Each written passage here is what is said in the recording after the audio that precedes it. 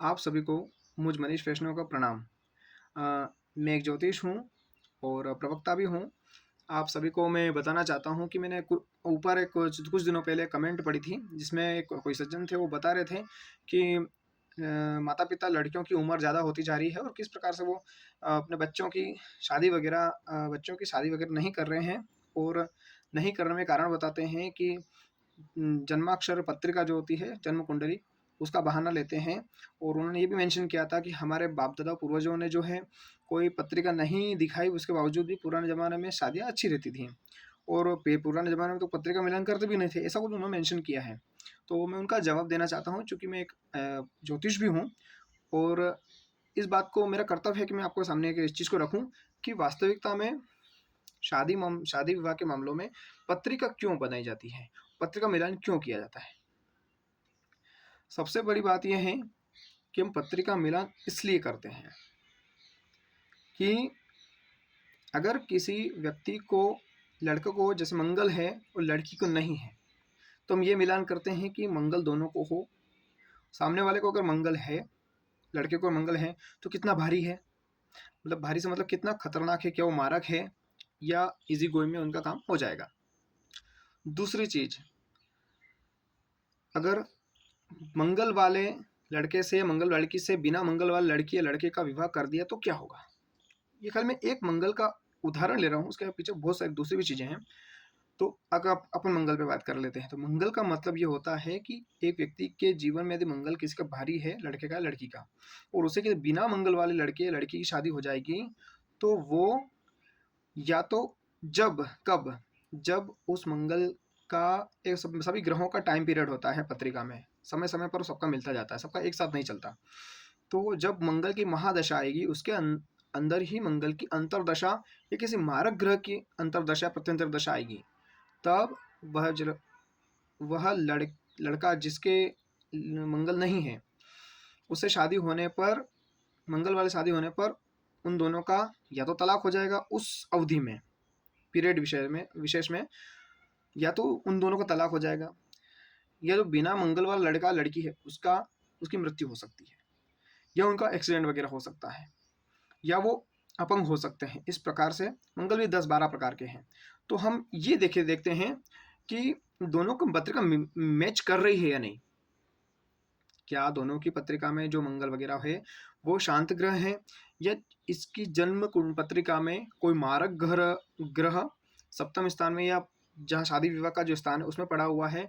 सामने वाले को यह किसी प्रकार से हानि तो नहीं पहुंचाएगा कि आगे आने वाले समय में इनका डाइवर्स तो नहीं हो जाएगा, या किसी की मृत्यु वगैरह तो नहीं होगी, या सामने वाले कोई रोग तो नहीं होगा, कोई लंबी बीमारी तो नहीं हो जाएगी, इस प्रकार से। रही बात, आप बोल रहे हैं कि शादी चलती नहीं चलती है, पुराने ज़माने बिल्कुल सही साथ चलती थी, तो इसका मैं आपको एक और आपके दिमाग से ये बात हटा देना चाहता हूँ। ये आप ये वहम ना पालें, क्योंकि पुराने ज़माने में जब बिना पत्रिका मिलान किए भी यदि शादी हो जाती थी, तो मंगल वाले लड़के से या मारक ग्रह वाले लड़के से या लड़की से, किसी बिना मंगल वाले या सौम्य ग्रहों वालों से शादी हो जाती थी।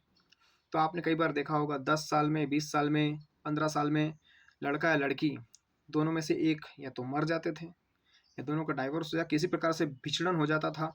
युद्ध होते थे पहले बहुत सारे, तो उसमें बहुत सारे लोग मर जाते थे। तो ये भी एक याद रखने वाली बात है कि उन दोनों की जोड़ी बिगड़ी है, जोड़ी न बिगड़े इसके लिए, और कि दोनों में से किसी को समस्या न हो, इसलिए हम पत्रिका मिलान करते हैं। इसके लिए नहीं कि आप कितने दिन शादी रखोगे, भी ये तो आपके विचारों पे, हम फिर भी विचार भी मिलान करते हैं कि दोनों की विचारधाराएं कैसी है। पत्रिका मिलान करते समय ये भी देखा जाता है कि दोनों की विचारधारा एक है, गुण मिले कि नहीं मिले। अब आप पुराने जमाने में जाते हो तो मैं आप भगवान राम की, अब जब राम के ज़माने में हम जी रहे हैं क्योंकि राम मंदिर बन रहा है, तो मैं भगवान राम की मैं बता दूं, भगवान राम माता सीता के भी पत्रिका मिलान की थी, और उनमें उनके जितने गुण थे वो सर्वोत्तम सर्वोत्कृष्ट गुण मिले थे। जितने गुण होता है ना, सारे मिले थे, जितने सुयोग थे सारे मिल गए थे, इसलिए उन दोनों की शादी हुई। आप में ये आपको पता नहीं होगा, मैं आपको बता रहा हूँ, और बहुत सारे बुद्धिजीवियों को। दूसरी बात, मैं आपको एक बहुत बड़ी चीज़ बता रहा हूँ। आप यदि पत्रिका मिलान करने जाते हैं तो इस चीज़ को आप नोट करके दिमाग में बिठा लीजिए। किसी पत्रिका को देखने के लिए जन्म कुंडली के कम से कम लाखों सूत्र हैं, और मुझे नहीं लगता कि जितने पंडित अभी या जितने ज्योतिष या जो भी एस्ट्रोलॉजी करते हैं या ज्योतिष करते हैं, वे सभी लाखों सूत्रों को मुंह पर ही याद रखते होंगे। कारण सभी आप किसी व्यक्ति के पास कुंडली मिलाने जाएंगे, क्या आप उसको किसी डॉक्टर की फीस के बराबर भी पैसे देते हैं? नहीं देते हैं। फिर वो सामने वाला आपकी एक एक चीज को क्यों देखेगा? वो ऊपर ऊपर मोटे मोटे तरीके से बता देगा, पर किसी जन्म पत्रिका में आपका सब कुछ होगा, नहीं होगा, डाइवोर्स होगा, बीमारी होगी, या विछड़न होगा, या और कोई कुछ होगा, कहाँ कहाँ ट्रांसफर होगा, वो सब भी निकाला जा सकता है। किसकी विजय होगी, किसकी हार होगी, कब नहीं होगी, कब इसके सितारा बुलंद होंगे, कब इसके सितारे सो जाएंगे, ये भी निकल सकता है। पर कब? उसके लिए कितना अध्ययन चाहिए? उसके लिए गहन अध्ययन 4-4 5-5 दिन की अगर आपकी पत्रिका को लेकर बैठेगा कोई व्यक्ति ज्योतिष, तब जाके निकल पाएगा।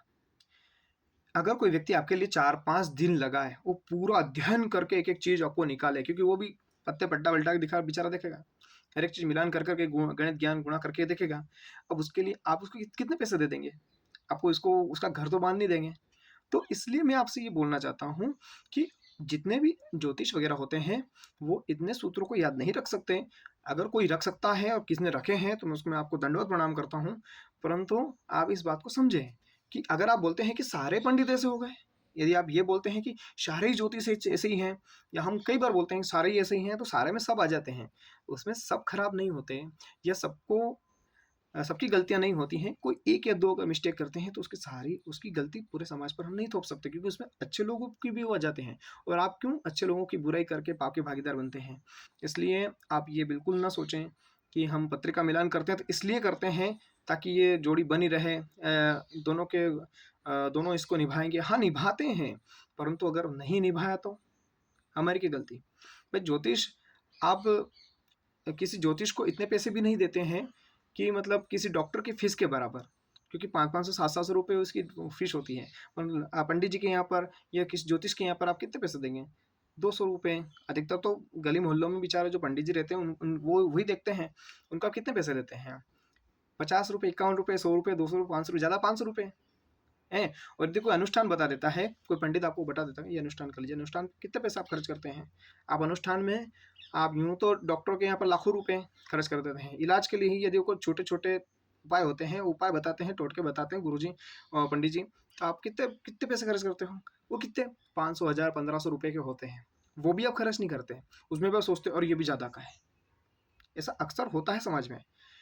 तो आप यूं लाखों रुपए आप इलाज के नाम पर दे दोगे, पर भगवान के नाम पर नहीं, क्योंकि श्रद्धा आपकी खत्म हो चुकी है। श्रद्धा को बनाए रखिए। यदि हम इस समाज में इस अभी जो सनातन धर्म का जो विस्तार चल रहा है, उसमें अगर हम इस प्रकार से बातें करना अच्छा नहीं है। और मैं आप सभी से अनुरोध करता हूँ कि पत्रिका यदि कोई दिखाते हैं, तो उसके लिए इन फैक्टर को आप बिल्कुल ध्यान में रखें। और आगे हम इसी के साथ हम और किसी टॉपिक पे चर्चा करेंगे। आगे फिर आपसे मिलना होगा। जय सिया राम।